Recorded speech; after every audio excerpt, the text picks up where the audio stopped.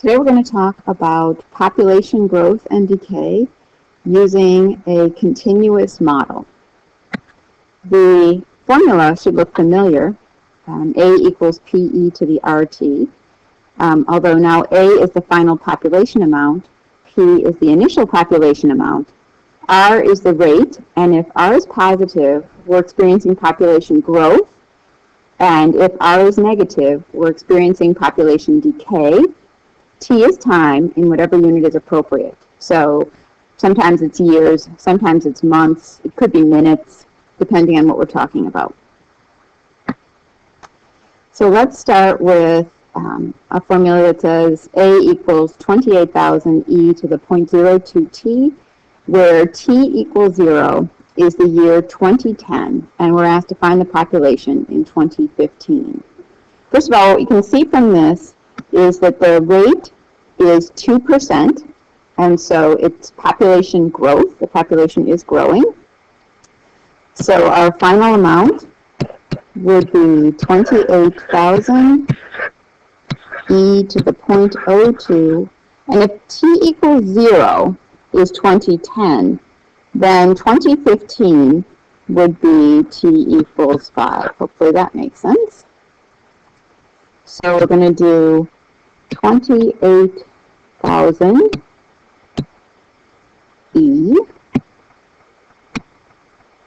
to the 0.02 times 5.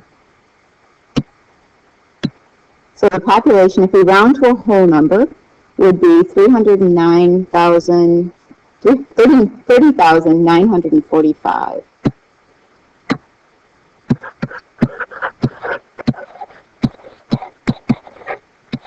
People. Okay. In the second one, we've got a rate that is negative, so we're experiencing 2% decay, so the population is getting smaller. So our final amount is going to be 28,000 e to the negative 0.02. And if t is 0 is 2010, and we want the population in 2020, that would be 10 years later. So 28,000 e to the negative 0.02 times 10 in this case. Okay. So the population has decreased to 22,924.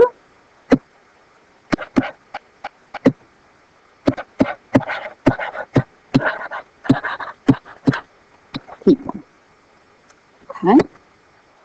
The population in Lincoln, Nebraska in thousands can be modeled by P equals 224e to the kt, where t equals 0 is the year 2000.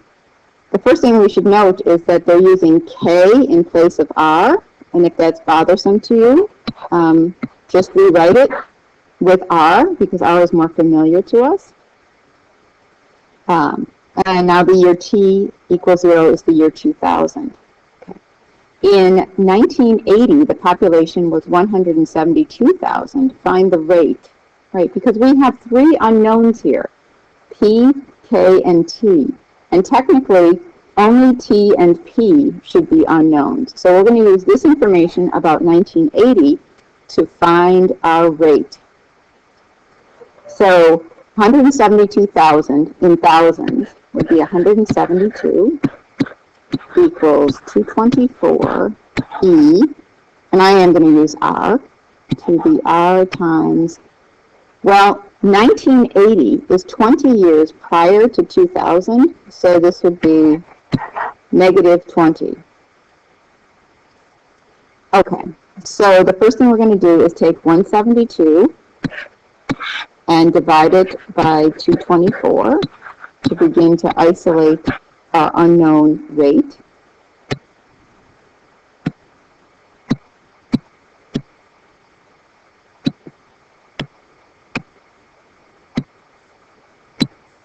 Okay, I'm going to hold that number in my calculator. It's approximately .767 dot dot dot. So e to the negative 20r equals 0.767 dot dot dot. So if I rewrite this in log form, log base e, so natural log of 0.767 dot dot dot equals negative 20r. So I'm going to take the natural log of my answer and then divide by negative 20. So the natural log of my answer is that. So I'm showing a negative number divided by negative 20. So now I'm showing a positive 0.013 approximately.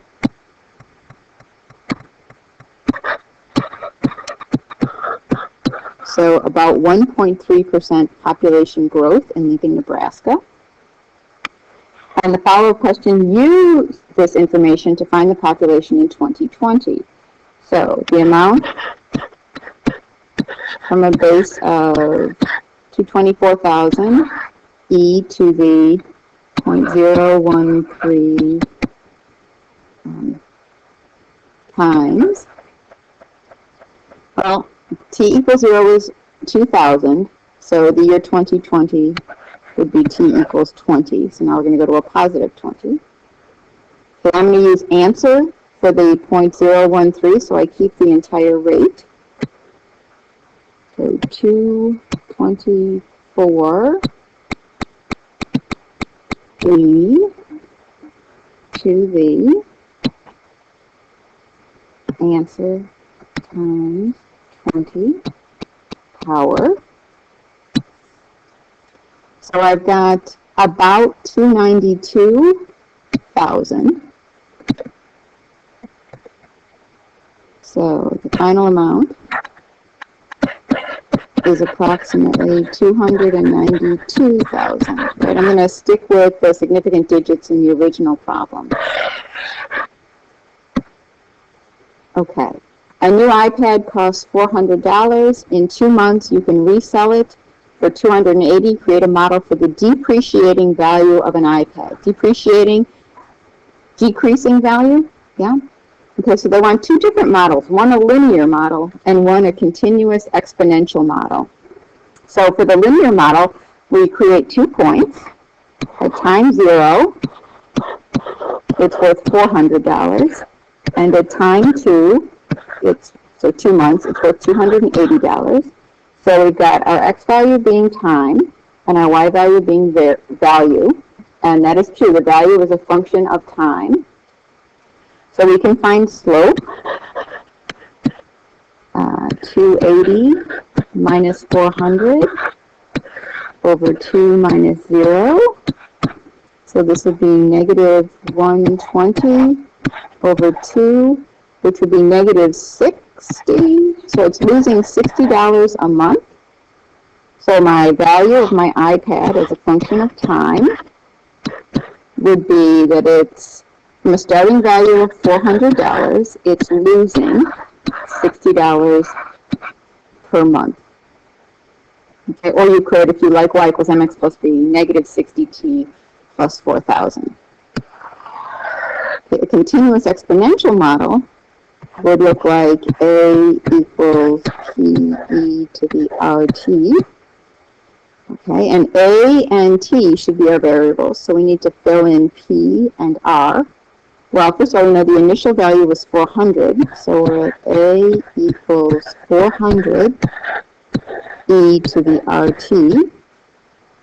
And the second value, that in 2 months it's worth 280, will allow us to figure out what r is. So it will be worth 280 from the starting value of 400 in 2 months. So I'm going to divide both sides by 400. 280 divided by 400.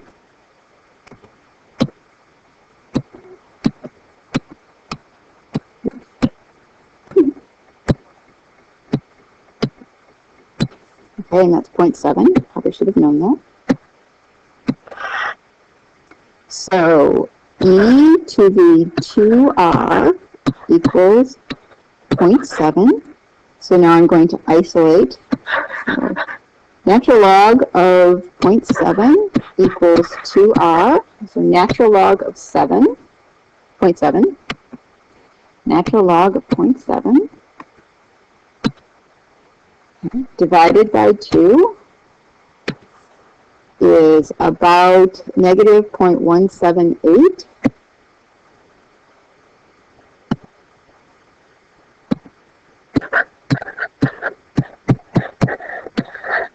So it's losing about 17.8% of its value each month.